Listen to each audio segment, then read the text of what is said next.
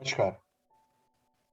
भजरंग सफरनामा के दूसरे एपिसोड में मैं आप सबका स्वागत करता हूँ।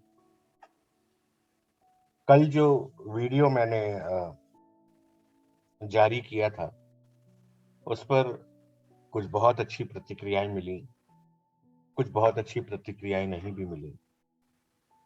कुछ लोगों ने मुझसे पूछा भी कि आखिर ये वीडियोस तुम बना क्यों रहे हो।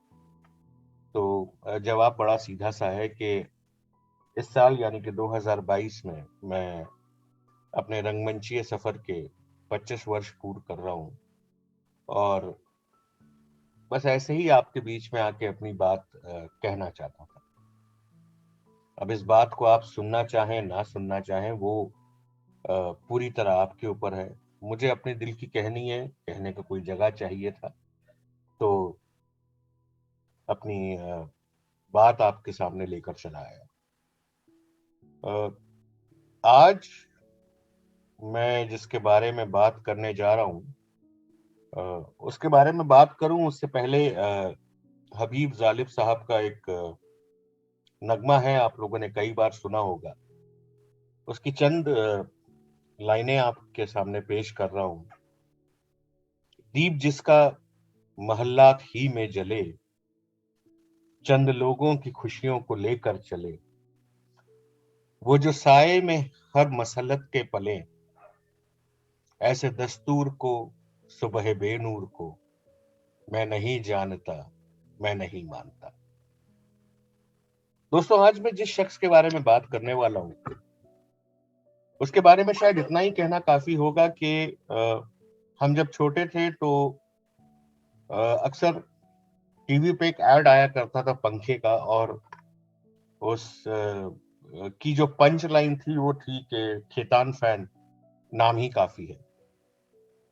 ऐसे ही एक शख्स से मेरी जिंदगी का तारुफ हुआ, और मैं जितना भी रंगमंच से जुड़ा हूं, जितनी भी थोड़ी बहुत मेरे पास जानकारी है, जितना भी थोड़ा बहुत मैं सीखा हूं, और कुल मिलाकर कहूं तो मेरा पूरा का पूरा रंगमंचीय सफर ऋणी है उस शख्स के जिस शख्स को हम श्री अनिल शर्मा जी के नाम से जानते हैं।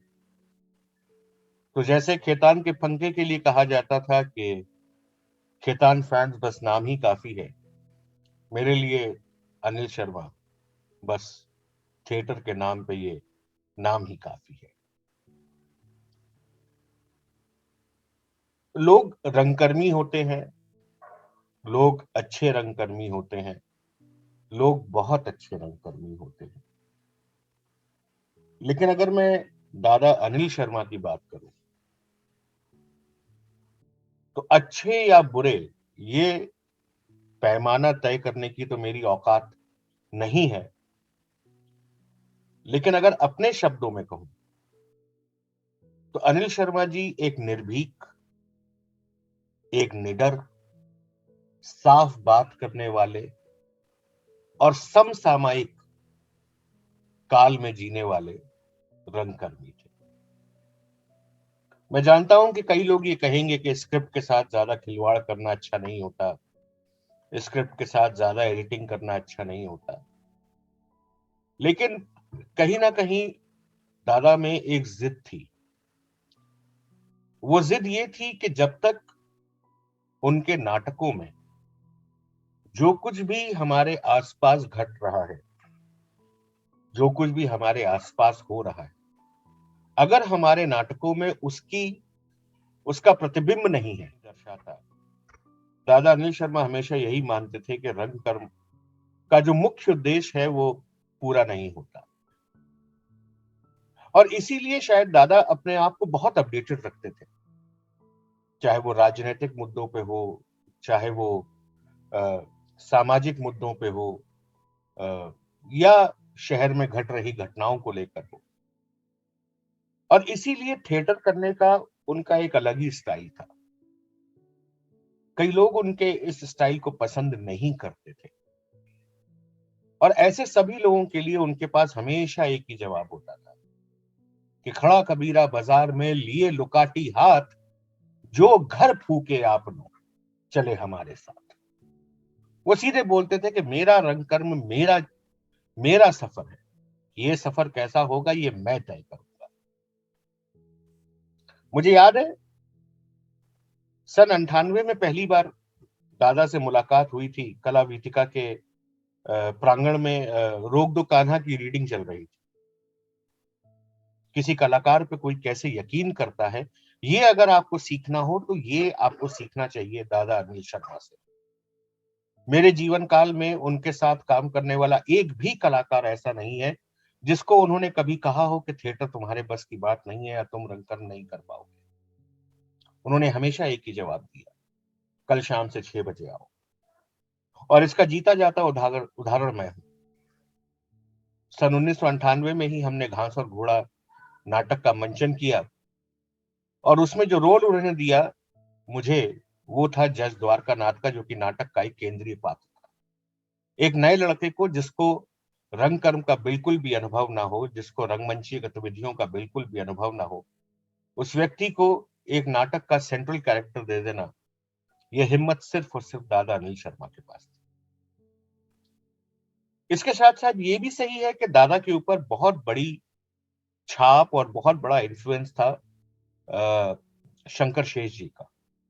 दादा का हमेशा मानना था कि शंकर शेष जी जो भी लिखते थे वो चाहे जितना भी पुराना हो गया हो, लेकिन वो आज भी समकालीन है। कई बार ऐसे भी हुआ कि कई लोगों ने दादा के काम की आलोचना की। कई लोगों ने कहा कि अनिल शर्मा जी के नाटक बहुत अप टू द मार्क नहीं होते। कई लोगों ने कहा कि अनिल शर्मा जी कॉम्प्रोमाइज करते हैं। तो कई बार मैंने भी चर्चा की दादा से कि ऐसे लोगों ऐसी जो टिप्पणियां आती हैं उसके बारे में आप क्या सोचते हैं। और दादा ने हमेशा एक ही बात कही कि गैरी, मुझे इससे कोई फर्क नहीं पड़ता, मेरा सिर्फ एक उद्देश्य है कि रंग कर्म होते रहना चाहिए, चाहे किसी भी रूप में हो, चाहे किसी भी स्तर का हो, चाहे बड़ा हो चाहे छोटा हो, लेकिन रंग कर्म होता रहना चाहिए। इस समाज को, इस समाज की रगों में अगर खून बहता रहेगा, उस खून को रवानी जो देगा वो होगा रंग कर्म।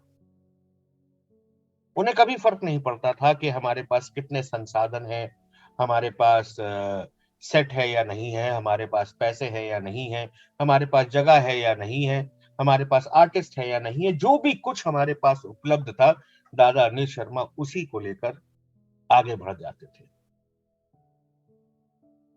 इस शहर ने विटनेस किया है, ये शहर प्रत्यक्षदर्शी है कि जहां अनिल शर्मा जी ने कला वीथिका में 25-30 लोगों के साथ मिलकर नाटक किया। मुझे याद है हमने एक शो किया था कोमल गांधार का, और जिस दिन हमने शो किया तय किया था, उस दिन भयंकर बारिश होने लगी। एक पल ऐसा आया था कि ऑडियंस नहीं थी हमारे पास, पूरे दर्शक दीर्घा में मुश्किल से 7-8 लोग बैठे हुए थे। बहुत सारे लोगों ने, यहाँ तक कि दर्शकों ने भी कहा कि आज दर्शक नहीं है, तो अनिल शर्मा जी आप चाहें तो नाटक को स्थगित कर दीजिए। दर्शकों के प्रति और नाटकों के प्रति उनका प्रेम वहां से मुझे याद आता है। दादा ने कहा कि मुझे उन 100 लोगों की चिंता नहीं है जो यहां नहीं आए, लेकिन मुझे उन 8 लोगों की चिंता है जो यहां आए हैं। दोस्तों यकीन मानिएगा, सिर्फ 8 से 10 लोगों के दर्शकों के लिए 2 घंटे के कोमल गांधार का मंचन किया गया था। ऐसे थे दादा अनिल शर्मा। कई बार दादा के साथ बड़े हास्यास्पद अनुभव भी रहे मेरे। मुझे याद है कि एक बार मैं और दादा भोपाल जा रहे थे, शायद जीटी एक्सप्रेस ट्रेन रही होगी, और उस समय दतिया के आसपास लूट की गतिविधियां बढ़ गई थी, तो रात को जो दरवाजा है वो बंद कर दिया जाता था। तो भोपाल में भोपाल से पहले झांसी में हम लोगों को भूख लगी, तो मैंने दादा से कहा कि दादा भूख लग रही है, क्या हम लोग कुछ खा लें। तो दादा ने कहा ठीक है, तुम एक काम करो, मेरे लिए पूरी सब्जी ले लो और अपने लिए तुम ब्रेड ऑमलेट ले लो। तो दरअसल खिड़की बंद थी, तो मैंने दरवाजा बंद था, तो मैंने खिड़की से ही लड़के को बुला के एक 100 का नोट दिया और उससे पूछा कि कितने पैसे हुए, तो उसने बोला 30 रुपए। तो मैंने कहा 70 रुपए मुझे वापस कर दो। तो वो लड़का इतना बदमाश था कि ट्रेन चल दी और उस कमबख्त ने सिर्फ मुझे हाथ हिला के बाबा ही कह दिया।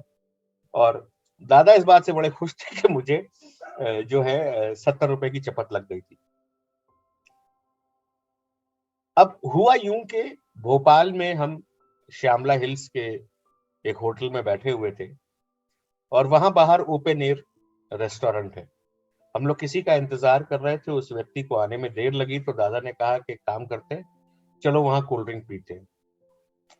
अच्छा, उस जमाने में मुझे कोल्ड ड्रिंक बड़ी पसंद थी, तो मैंने कहा ठीक है दादा चलते हैं। तो हमने उस रेस्टोरेंट में जाके 2 कोल्ड ड्रिंक मंगाई।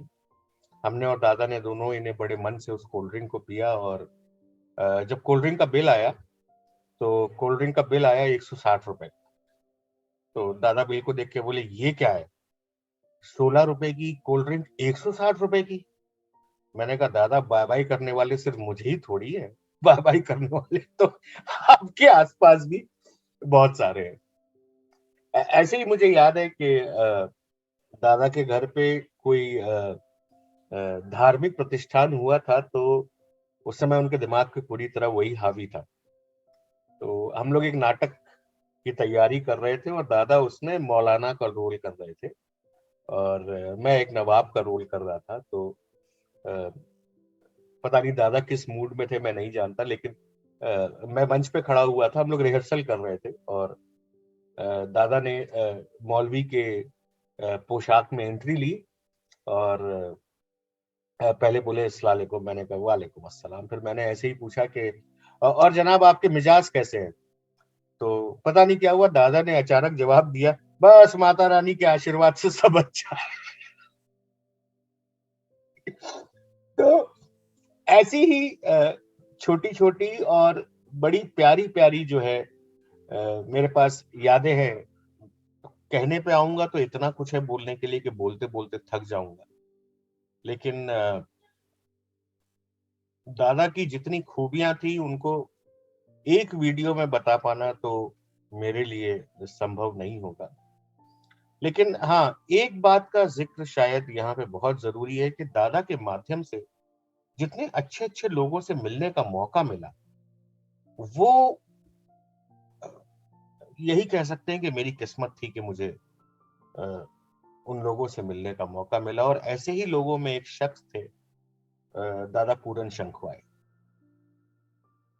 साथ ही यकीन मानिए कि दादा पूरन शंखवाई के चाल ढाल, उनके लिबास, अ, उनको उनकी शारीरिक जो आभा थी, उससे आपको ये अंदाजा कभी नहीं होगा कि ये व्यक्ति अपने आप में रंगमंच का एक इंस्टीट्यूशन है। अगर मुझ में नाटकों में म्यूजिक की थोड़ी सी भी समझ आई है, जरी सी भी समझ, तो उसका पूरा का पूरा श्रेय सिर्फ और सिर्फ दादा पूरन शंखवाई को जाता है। मुझे याद है हम लोग एक नाटक की रिहर्सल कर रहे थे, उसका नाम था बिच्छू। तो उसमें एक भाई को जो है वो रजिया नाम की अ, महिला से प्रेम करता है और इसके 2 भाई जो हैं वो उसका मजाक उड़ाते हैं। गाना है कि रजिया तुमको अब नहीं मिल पाएगी। तो हम लोग बैठे हुए थे और ये सोच रहे थे कि ये जो स्क्रिप्ट में गाना दिया गया है इसको गाया कैसे जाएगा। तो पूरनदा आए और बोले कि कहाँ फंस गए हो?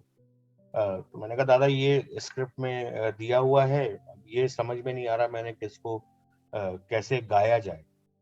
तो दादा बोले कि संगीत वो जो तुम्हारी आत्मा को तर कर दे, संगीत वो जो तुमको झूमने को मजबूर कर दे।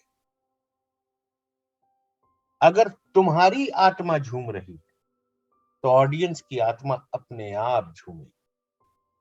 उसके बाद उन्होंने स्क्रिप्ट ली और उसको गाना शुरू किया और वो जो तरीका था गाने का वो मैं कभी नहीं भूल सकता। वो गाते हैं कि रजिया अब नहीं मिल पाएगी तुमको, अब नहीं मिल पाएगी रजिया, अब नहीं मिल पाएगी तुमको, अब नहीं मिल पाएगी। तो वो जो लड़का है जिसकी माशूका है वो पूछता है क्यों? तो जिस तरह से पूरनदा ने उसका जवाब दिया वो इतना जबरदस्त था कि क्योंकि तुमको अपने अब्बा का है डर, अरे क्योंकि तुमको अपने अब्बा का है डर, है रजिया, ओ रजिया, है रजिया, रजिया अब नहीं मिल पाएगी तुमको, अब नहीं मिल पाएगी। तो रंगमंच में म्यूजिक की महत्ता को अगर मुझे कोई समझा पाया, थोड़ा बहुत जितना भी मैं जाना, उसका पूरा का पूरा श्रेय जाता है दादा पूरन शंखवार।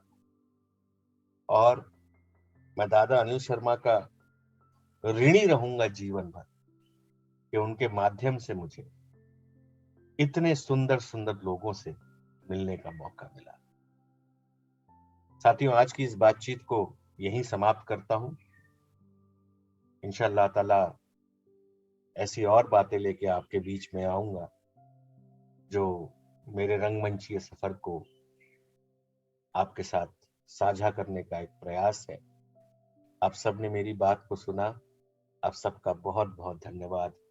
और जैसे कल कहा था उसी तरह आज फिर कहता हूं, भजरंगी।